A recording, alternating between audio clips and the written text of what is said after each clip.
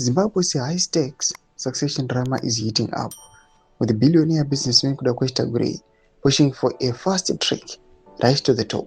Tazapena mashoko buda panguva inoi Tagwirei achona kuti opportunity is reason, and panguva inoi akufaitira kuti auye achisucceeda mutungamiri wenyika achioccupy the highest position. Chitiko chinoonekwa kunzi vanhu havasi kufara nazvo, ende zvinonyaso kuonekwa kunzi ndo inonzi power grab.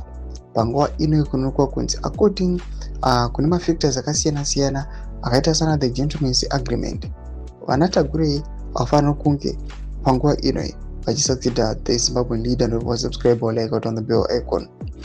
Both truth and chiti takunsi power play Tagwirei eyes top job as ZANU-PF war erupts.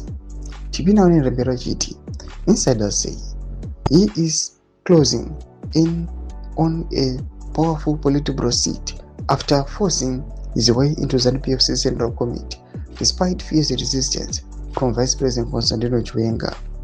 With the President mnangagwa locked in a bitter succession battle, factions are scrambling for control ahead of a decisive party congress. Tagwirei is reportedly positioning himself for a ministerial role, a launchpad to the presidency by 2030. But the race is crowded. Chiwenga remains a key contender, while retired General Philip Valerio's Fanda and even mnangagwa's son are emerging as dark horses.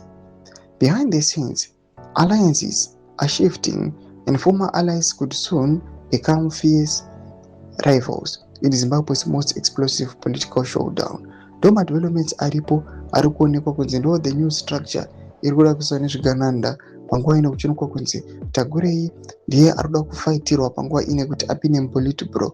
After that onyatso kuzouya manje achinyatso kutora the highest position. Vamwe vari kutera na Philip Valerio's Fanda nethe mnangagwa son vachifila up maplaces ema-VP. Tudze mafunguro enyu motudi pamusoro pechitiko ichi. So subscribe or like, check on the bell icon.